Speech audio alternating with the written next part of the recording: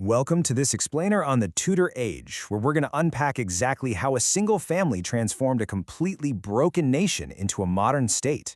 We'll be looking at the years between 1485 and 1603, a relatively brief period that fundamentally reshaped the entire course of English history. So, let's just dive right into this. The central mystery of this era is honestly captivating. How did this short-lived and, let's be real, often incredibly bloody dynasty end up birthing a religious revolution and an English golden age, seemingly out of sheer desperation? Because to truly understand the Tudor Age, you have to realize that this wasn't just a royal family sitting comfortably on a throne. This was a dynasty constantly fighting for its own survival. And in that desperate, paranoid fight, they ended up forging a totally new world. Over a span of just 118 years, the crown passed through a rapid relay of 5 monarchs.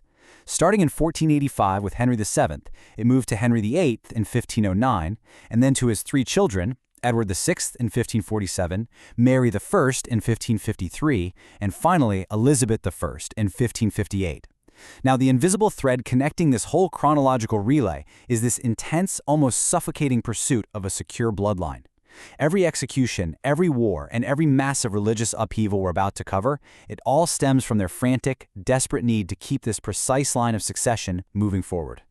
But to really get the Tudors, we have to talk about the absolute chaos that came right before them. For decades, England was literally tearing itself apart in the Wars of the Roses. This was a brutal civil war between 2 rival branches of the royal family, the House of Lancaster and the House of York. The English monarchy had completely lost its authority, the nobility was running wild, and the crown just kept changing hands through sheer violence. All of this chaos finally culminated in 1485 at the Battle of Bosworth. That's where young exile named Henry Tudor, who was representing the Lancastrian cause, defeated King Richard III by right of conquest. So Henry Tudor is crowned Henry VII, and his immediate goal right out of the gate wasn't just to reign. It was literally just to survive. He masterfully glued this fractured nation back together by marrying Elizabeth of York, essentially fusing those 2 rival houses into the brand new Tudor dynasty. And to make absolutely sure the nobility couldn't raise armies against him ever again, he got strict. He enforced rigorous fiscal control, using heavy financial bonds, fines, and attainders, which were laws that stripped traitors of their property and civil rights.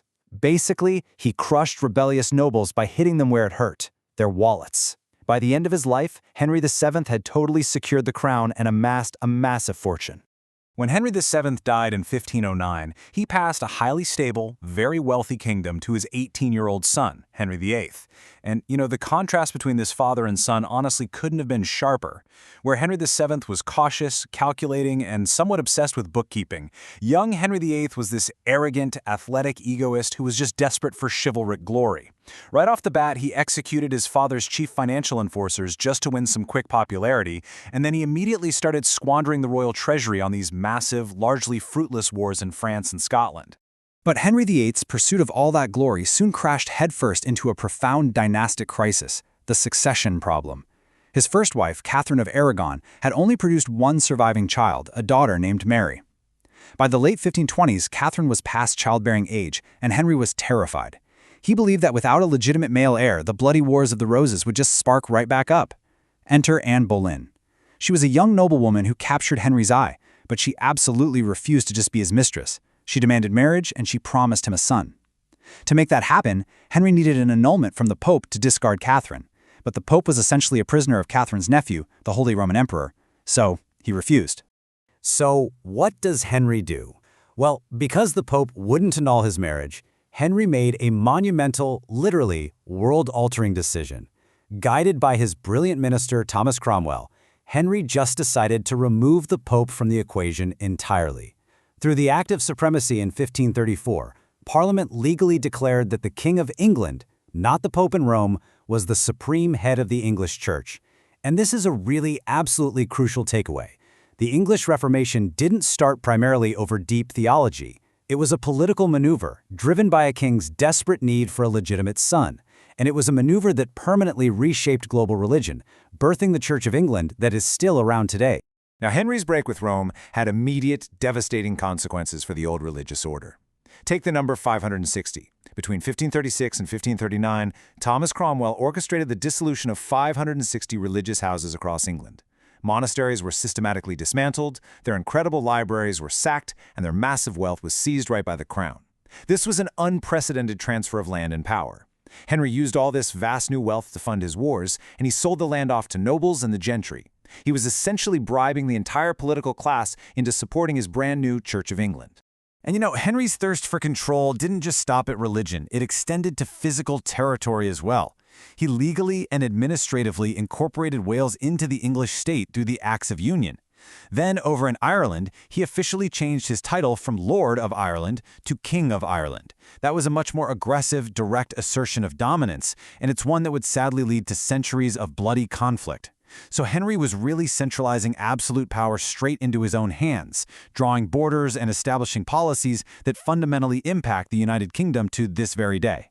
Now, despite successfully restructuring his entire kingdom, Henry's personal life remained an absolute chaotic bloodbath, all driven by that same succession paranoia. He divorced Catherine and married Anne Boleyn. But when Anne only produced a daughter, Elizabeth, and later suffered a miscarriage, Henry had her trumped up on treason charges and beheaded. Literally days later, he married Jane Seymour. She finally gave him his frail male heir, Edward, but then she tragically died shortly after childbirth. He'd go on to marry 3 more times. He quickly divorced Anne of Cleves, he executed a very young Catherine Howard for infidelity, and he finally left a widow in his 6th wife, Catherine Parr. Henry VIII finally died in 1547. By then, he was an obese, ulcer-ridden tyrant, and he left a dangerously young boy in charge of the country. Edward VI was only 9 years old.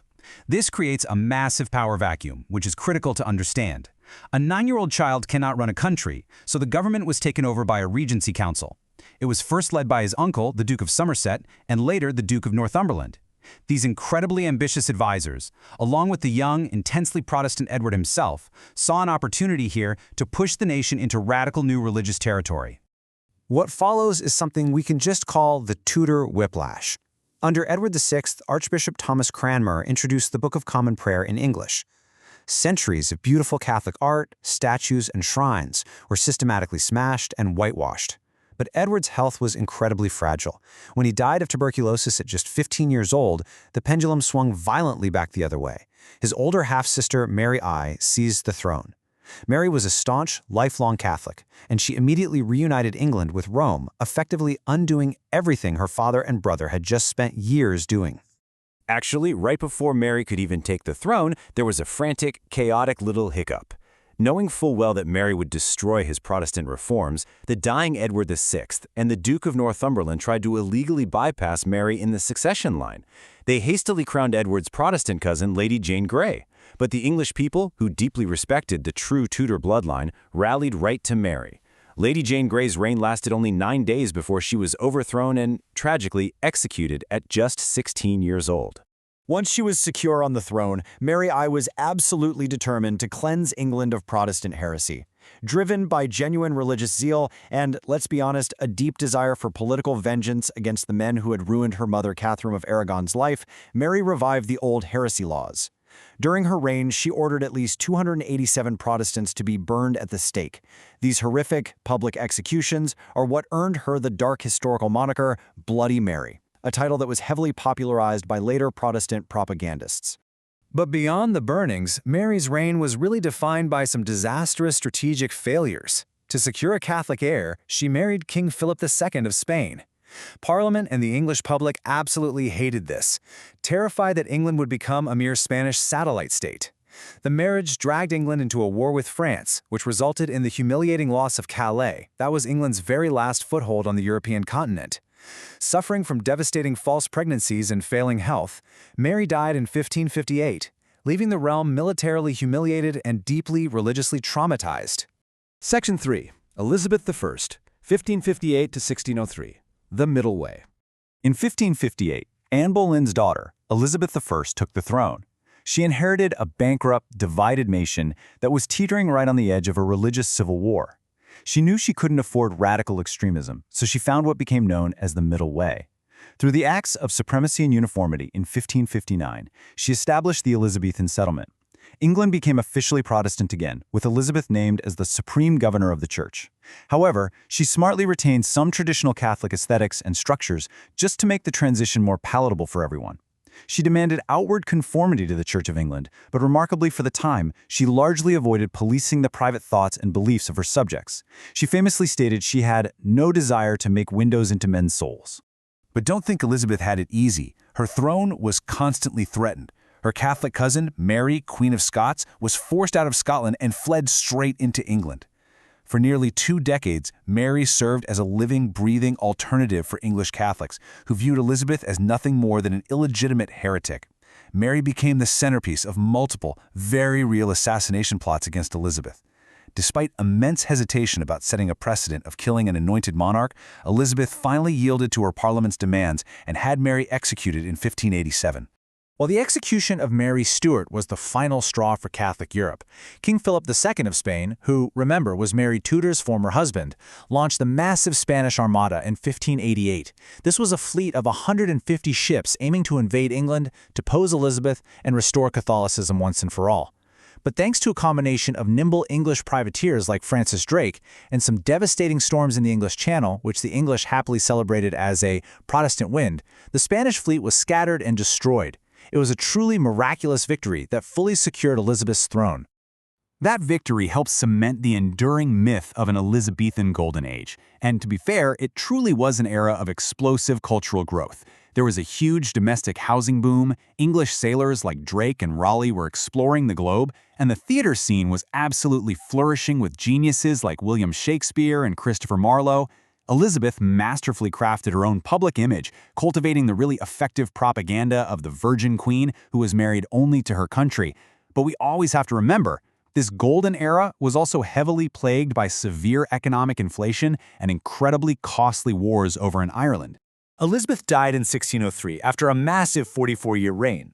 She's buried in Westminster Abbey, and incredibly, she shares a tomb with the very sister whose religious policy she overturned, Mary I. The Latin inscription on their shared monument translates to something incredibly poignant. Partners both in throne and grave, here rest 2 sisters, Mary and Elizabeth, in the hope of one resurrection. It's a breathtakingly quiet, peaceful end to decades of bitter, earthly conflicts over faith and power. Now, because Elizabeth had made the lifelong strategic decision not to marry, refusing to share her power with a foreign king or elevate an English subject, she died without an heir. So the crown peacefully passed to James VI of Scotland. And here's the irony, he was the son of Mary, Queen of Scots, the very woman Elizabeth had executed. With James taking the throne, the 2 crowns of England and Scotland were united, laying the real groundwork for the modern United Kingdom. The Stuart era officially began, and the Tudor bloodline finally came to an end. Which brings us right back to our big question. The Tudors were utterly obsessed with securing their bloodline. Yet ironically, it was this very paranoia that birthed the modern state. Think about it. Henry's desperate need for a son literally broke the power of the Pope and created the Church of England. Elizabeth's desperate need for survival forged a middle-way religious settlement and a booming national identity. They came in with swords at Bosworth and left behind a completely transformed world. How does an obsession with a single bloodline end up shaping the entire modern world? It's something to think about.